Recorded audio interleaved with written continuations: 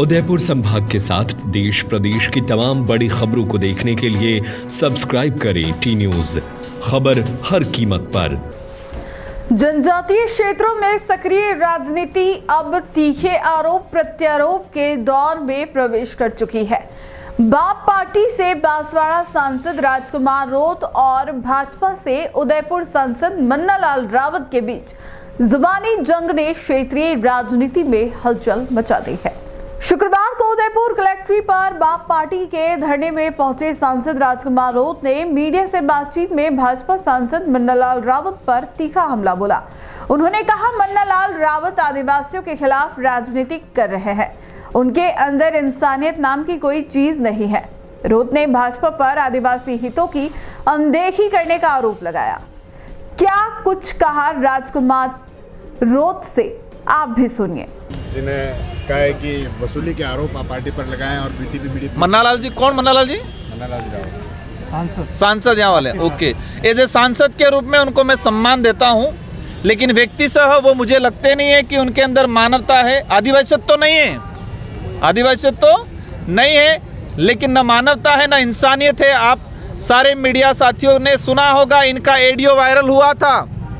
ये फोन पे भाजपा के कार्यकर्ता को बोले, भाजपा का कार्यकर्ता कह रहा है कि आदिवासी समुदाय के घर हैं, यहाँ पर कुछ बाप बाड़े हैं। मन्नालाल जी फोन पे उस कार्यकर्ता को कह रहे हैं कि इनके घरों में आग लगा दो, इनको लट मारो। मन्नालाल जी क्या बोल रहे हैं कि इनके घरों में आग लगा दो, जो दलित पिछड़ा के विरोध में हो, आदिवासियों के विरोध में हो। वो व्यक्ति सह मुझे समझ में नहीं आता। वो उन पे मैं कोई टीका टिप्पणी भी नहीं करना चाहता, क्योंकि वो टीका टिप्पणी के काबिल भी नहीं है। राजनीति के अंदर प्रतिद्वंदी उससे माना जाता है जो काबिल होता है।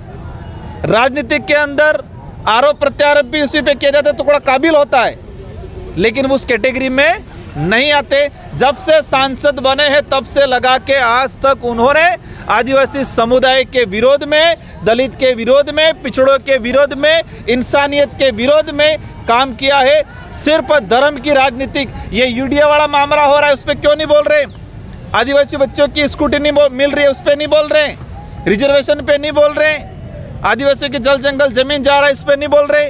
वो जाडोल फलासिया के अंदर पैंथर गया, वो पैंथर एक सांसद कह रहे कि भापाड़ों ने छोड़ा, भापाड़ों ने पैंथर छोड़ा।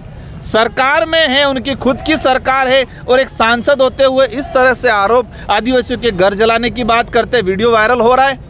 आप खुद स्वीकार करो, अगर किसी दूसरे जनप्रतिनिधि ने फोन पे किसी उनके पार्टी के कार्यकर्ता को बोलते कि उनके आदिवासियों के घर जलाओ, क्या उस पर मुकदमा होता कि नहीं होता? होता मुकदमा। लेकिन मन्नालाल जी थे, भाजपा से थे, इसलिए मुकदमा भी नहीं हुआ, मामला भी दब गया, और मीडिया भी बेचारे हाईलाइट ज़्यादा नहीं कर पाई। मन्नालाल जी ने खुद ने स्वीकार किया, दबी आवाज में कहा मैंने बोला है, आदिवासियों के घर जला दो, ये वर्ड बोला है। उस आदमी से क्या अपेक्षा कर सकते? इस बयान पर प्रतिक्रिया देते हुए सांसद मन्नालाल रावत ने एक पत्रकार वार्ता में पलटवार करते हुए कहा, बाप पार्टी एक लुटेरी गैंग है और इस गैंग के सरगना राजकुमार रोत है। भाजपा पर आरोप लगाने से पहले अपने गिरेबान में झांकना चाहिए। उन्होंने दावा किया कि बाप पार्टी जनहित से अधिक राजनीतिक नौटंकी में विश्वास रखती है। रावत ने बागीदौरा के विधायक का उदाहरण देते हुए कहा, ये एसीबी ने उन्हें 20 लाख रुपए की रिश्वत लेते हुए रंगे हाथों पकड़ा था। उन्होंने इसे बाप पार्टी के चरित्र का प्रमाण बताते हुए कहा कि ऐसी पार्टी को आदिवासियों का नाम लेकर राजनीति नहीं करनी चाहिए। लेकिन ऐसे में कुछ लोग जो नकारात्मक राजनीति करते हैं और व्यक्तिवादी सोच को लेकर चलते हैं, संविधान को साइड में लेकर चलते हैं, उनमें से बीएपी एक है जो झूठ, फरेब, चर्च का एजेंडा, पादरी वेरियर एल्विन का एजेंडा, जो लोग 15 अगस्त 1947 को देश छोड़कर चले गए अंग्रेज, उनका एजेंडा फैलाते हैं। कई बार मानगढ़ धाम पर जाकर वो माता बहनों से आग्रह करते हैं कि सिंदूर नहीं भरना है, ना मंगलसूत्र पहनना है, इस तरह की बातें करते हैं। मुझे लगता है ये सारा का सारा जो ईसाइयत का एजेंडा है, ये लेकर बीएपी चल रही है। बीएपी के 20 से 25 लोग हैं, केवल इतने ही हैं। आमजन जानता है कि ये झूठ है, फरेब है। कुछ लोग उसमें फंस गए हैं, बहुत एक तरह से लूटा हुआ महसूस कर रहे हैं, ठगा सा महसूस कर रहे हैं, चाहे डोंगरपुर बांसवाड़ा के संसद क्षेत्र में रहने वाले हो, चाहे दरियावद आसपुर के क्षेत्र में रहने वाले हो। और ये भी ध्यान में आता है कि बीएपी एक लुटेरी गैंग के रूप में आगे आई है। इनका बागीदोरा का एक विधायक जय कृष्ण पटेल करीब 20 लाख रुपए लेते हुए रंगे हाथों एसीबी ने गिरफ्तार किया है। ये सारी बातें जब आ रही हैं तो ऐसा ध्यान में आ रहा है कि ये लुटेरी गैंग है और राजकुमार रोत इसका सरगना है। लेकिन ये बरगलाने के लिए कभी कभी उदयपुर शहर में आकर धरनाबाजी करते हैं, कभी कहीं जाके करते हैं, कुछ लोगों को अपमानित करने की बात करते हैं। मैं इनसे 2-3 बातें पूछना चाहता हूँ। नंबर 1, कांग्रेस ने रावत सरनेम के आधार पर करीब 2.5 लाख जनजाति बंधुओं को ओबीसी में डाल दिया और उनका तो मजाक उड़ाते हुए ठीक है क्या? वागड़ मेवाड़ को बांग्लादेश बनाने की बात करते हुए ठीक है क्या? और तीसरा और महत्वपूर्ण बात, ऐतिहासिक तौर पर दक्षिणी राजस्थान के जनजाति बंधुओं को कोटे में कोटा का आरक्षण मिलने की संभावना जब बनी है, सुप्रीम कोर्ट ने कहा है, उसका आप विरोध करते हैं और जो माइनॉरिटी हैं उनको एसटी की परिभाषा से बाहर निकालने की बात करते हैं, तब तुम उसका विरोध करते हो। ये ठीक नहीं है। आदिवासियों के अधिकारों के लेकर आदिवासी समाज जागरूक है, जनजातियों को अपनी संस्कृति पर गर्व है और अपने नायकों पर गर्व है, उसको लेकर चल रहे हैं, सामाजिक समरसता के साथ सबके साथ रहते हैं। मुझे लगता है ये बहुत महत्वपूर्ण बिंदु है। लेकिन जिस प्रकार से बीएपी युवाओं विरोधी, महिला विरोधी, संस्कृति विरोधी, विकास विरोधी एजेंडा चला रही है, ये ठीक नहीं है।